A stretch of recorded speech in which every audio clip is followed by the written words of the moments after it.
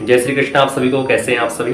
तो आज तारीख है 17 सितंबर और आज तिथि हम देखें तो एकादशी है। आज की जो एकादशी तिथि है साथियों, वो इंदिरा एकादशी के नाम से हम इसे जानते हैं। एक समय युधिष्ठिर जी महाराज ने पूछा कि हे प्रभु श्री कृष्ण, मैं आपसे जानना चाहता हूँ कि जो इंदिरा एकादशी है इसका फल क्या है, इसका महत्व क्या है, क्यों करना चाहिए। तो भगवान विष्णु ने कहा कि सुनो युधिष्ठिर, एक समय की बात है, एक महिष्मती नाम की सुंदर नगरी थी। वहां पर एक इंद्रसेन नाम के महान बुद्धिमान राजा निवास करते थे। अपनी प्रजा का पालन अपने पुत्रों के समान किया करते थे। राज्य में किसी प्रकार की कोई कमी नहीं थी। बड़े ही सुंदर ढंग से जो है अपने राज्य का देखभाल किया करते थे और अपने राज्य का कार्यों का संचालन किया करते थे। तो एक समय इंद्रसेन महाराज के दरबार में नारद जी महाराज का आगमन हुआ। अब नारद मतलब जिसकी बात कभी रद्द ना हो, है ना। तो ऐसे नारद जी महाराज आए। नारद जी महाराज ने आकर के कहा कि नारद जी महाराज जैसे ही आए तो इंद्रसेन ने नारद जी महाराज का बड़ा सुंदर स्वागत किया, सुंदर आसन दिया। नारद जी महाराज ने कहा, बताइए इंद्रसेन महाराज जी, कैसा सब ठीक चल रहा है, बढ़िया चकाचक। तो इंद्रसेन महाराज समझ गए कि नारद जी महाराज ऐसा पूछ रहे हैं तो जरूर से कुछ ना कुछ ये बताने के लिए आए हैं। तो इंद्रसेन जी ने कहा कि नारद जी महाराज बताइए, आपका आगमन यहाँ पे किस कारण से हुआ है। क्योंकि नारद जी महाराज जहां भी जाते वहां कभी बिना कारण के नहीं जाते, और जहां कारण ना हो तो वहां भी कारण उत्पन्न कर देते हैं।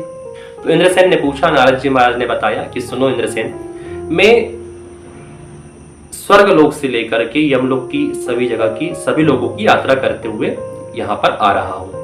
तो मैंने यमलोक में देखा कि आपके जो पूर्वज मतलब आपके जो पिता हैं उनको मैंने यमलोक में पाया। तो मैंने जाकर के पूछा कि जब मैंने यमलोक में आपके पिता को देखा तो मुझे आश्चर्य हुआ कि जिसका पुत्र इतना सत्य वक्ता है, जितेंद्रिय है, भगवान विष्णु का परम उपासक है, उसके पिता को यमलोक में रहना पड़ रहा है, तो ये तो बड़ी आश्चर्यजनक बात है। तो इंद्रसेन महाराज ने कहा कि नारद जी महाराज बताइए, मेरे पिता का कुछ समाचार है क्या मेरे लिए।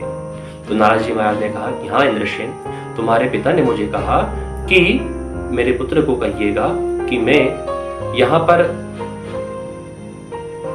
यहाँ से मुक्ति पाना चाहता हूँ, अगर मेरा पुत्र मेरे लिए इंदिरा एकादशी का व्रत करेगा। क्योंकि साथियों ध्यान रखिए, ये जो एकादशी है अश्विन मास में पितृपक्ष में ये एकादशी पड़ती है। तो विशेष रूप से हमारे पितरों के एक अच्छी सदगति के लिए, एक अच्छे उनको जो है स्वर्ग लोक की मोक्ष की प्राप्ति के लिए अगर आप कोई भी एकादशी ना रहे तो भी विशेष रूप से ये इंदिरा एकादशी का व्रत जो है आपके पूर्वजों को मोक्ष दिलाने वाला होता है।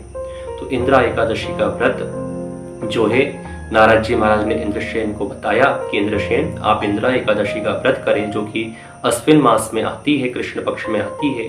तो इंद्रसेन महाराज ने नारद जी महाराज से सारा विधि विधान पूछा और यहाँ पर इंदिरा एकादशी का व्रत धारण किया। उस व्रत के प्रभाव से यह हुआ कि जो इंद्रसेन महाराज के पिता यमलोक में थे उनको उस यमलोक से जो है मोक्ष मिला, मुक्ति मिली, और भगवान विष्णु के धाम पहुंच करके अपना जो है अपनी गति को सदगति बनाया। तो विशेष रूप से अगर मैं ओवरऑल कहूं कि इंदिरा एकादशी का व्रत का फायदा, महत्व क्या है, फल क्या है, तो ये पितरों को मोक्ष दिलाने वाली एकादशी है साथियों। तो अगर आप लोग भी पितरों की मोक्ष के लिए गया जी में जाकर के श्राद्ध करते हैं, श्राद्ध खिलवाते हैं, तर्पण इत्यादि करते हैं, तो साथियों ये इंदिरा एकादशी का जो व्रत है वो भी विशेष रूप से आप लोग को करना चाहिए। आशा करता हूँ आपको कथा समझ में आई होगी और इसी प्रकार की कथाओं के लिए, जानकारियों के लिए जुड़े रहें। जय श्री कृष्णा।